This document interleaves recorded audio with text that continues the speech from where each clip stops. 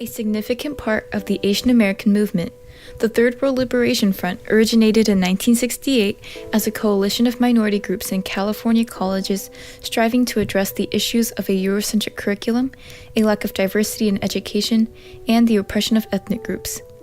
Through a series of strikes at San Francisco State University and University of California, Berkeley, the conflict between the school administration and the students ultimately resolved through a compromise that founded the first College of Ethnic Studies at SF State, the first Ethnic Studies department at Berkeley, and a diversified faculty to better represent the many cultures and backgrounds of California students. Rather than an individualistic cause, Asian Americans unified under a single identity to assert their need for ethnic studies that would educate and bring awareness to the latent and less obvious issues. Since the industrial age of America, the first Asian immigrants were greeted with xenophobic sentiment as the prevalence of Chinese railroad workers posed an economic threat to other Americans and European immigrants. Job competition heightened tensions between the Asian immigrants and their American oppressors. Politically, many Asians were suspected of bringing pernicious ideologies such as communism. With increasing paranoia, hostility towards Asian immigrants began to brew in the land of opportunity.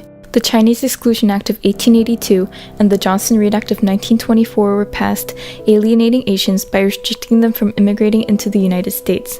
Despite their newfound American citizenship, Asians lost a connection with their identity and were continuously perceived as un-American because of their different languages, different cultures, and different appearances. But really there had been relatively little attention to the Asian American, the experience of Asians in the United States. Both recent immigrants as well as children, first, second, third, fourth, fifth, sixth generation Asian Americans. And then there's this distinctiveness between refugees versus immigrants. There's distinctions between those who come as immigrants but were well-to-do and well-educated versus those who were much more modest and came more with family connections as opposed to business or education. So the understanding of the experience is very, very unique, very complicated. Originator of the term Asian American, Yuji Ichioka was an instrumental factor in developing a unifying and inclusive identity for the Asian Americans through his founding of the Asian American Political Alliance in Berkeley, California. The organization placed emphasis on getting things done through effective leadership and democracy. There was no term Asian American before this 1968, really. Up to that point, people of Asian descent were referred to as Orientals. And so Asian American was a way of reclaiming an identity where they centralized their identities as Americans of Asian descent. So a lot of the history of Asian Americans in the U.S. was one in which they were cast as perpetual foreigners, as always being un-American or the opposite of being American. And so this is their way of claiming their space as Americans of Asian descent.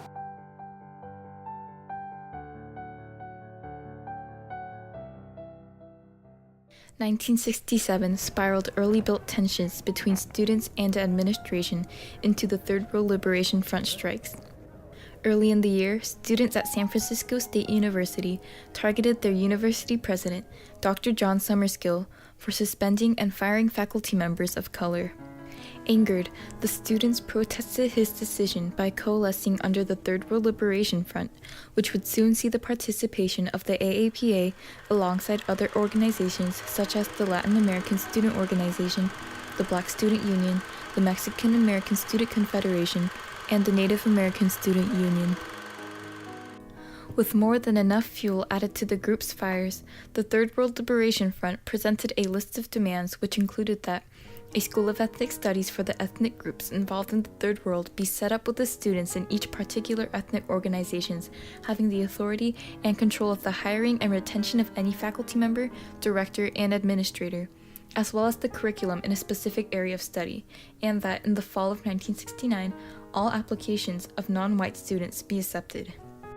Asian Americans had especially been displeased with San Francisco State University's lack of cultural accommodation.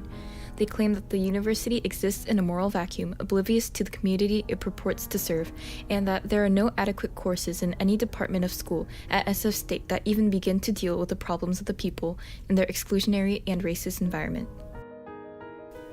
Feet firmly planted and hearts adamant, the strikes began.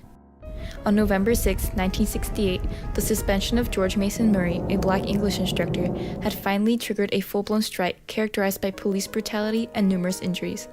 SF State's President Robert Smith shut down the campus due to violence and eventually resigned, leaving Professor Samuel Ichie Hayakawa to take over.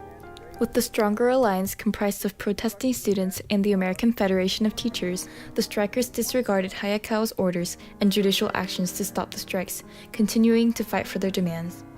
Finally, after over 4 months of striking, the Third World Liberation Front and the selection committee at the university came to a compromise on March 20, 1969. The strike ended the following day. As a compromise, San Francisco State University decided that the college would establish a School of Ethnic Studies and admit about 500 non-white students. Curriculum and faculty were both developed to better reflect the diversity of the university and the melting pot of American society. In 1969, the University of California, Berkeley experienced problems similar to that of San Francisco State's, as students and teachers alike took part in the second longest student strike in American history. Inspired by the preceding strike, the Berkeley strikes attacked the identical issues of a Eurocentric curriculum and its distortion of the Asian American experience. The demands were similar. They included that funds be allocated for the implementation of the Third World College, such as a Department of Asian Studies run by Asian people to provide a more relevant form of education for its students. In essence, these demands were not just pleas from minority groups for a better campus experience. The demands serve as a global cry for compromise in a world characterized by imperialism and cultural conflict. Starting from a request for educational reform, the demands of the underrepresented surpassed the ideological borders of California and the United States.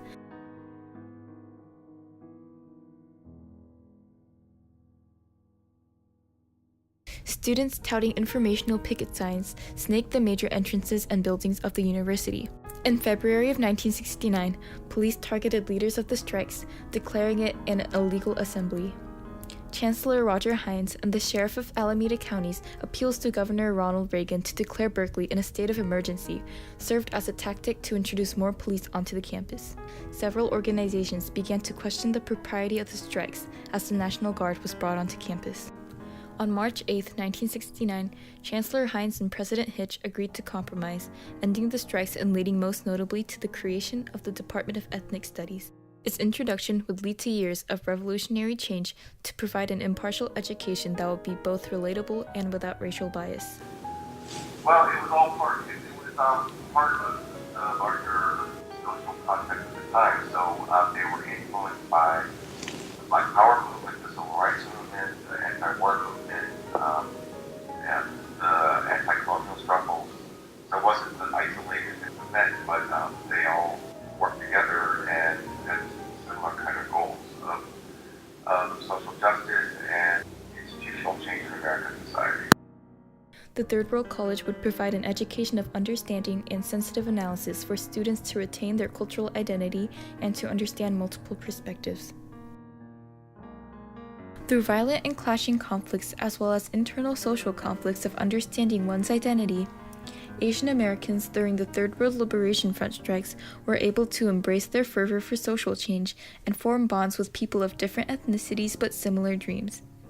Compromise in the shape of educational reform was not only a turning point for representation in American schools, but it also signaled a social resolution of activism that would inspire Asian Americans to actualize and cement their identity and rights as Americans through similarly community-based efforts. Essentially, the ups and downs of a social and political conflict are a way to bring compromise in which activists can create a more tolerant world. Or as the AAPA puts it, a better society in which people can live as people.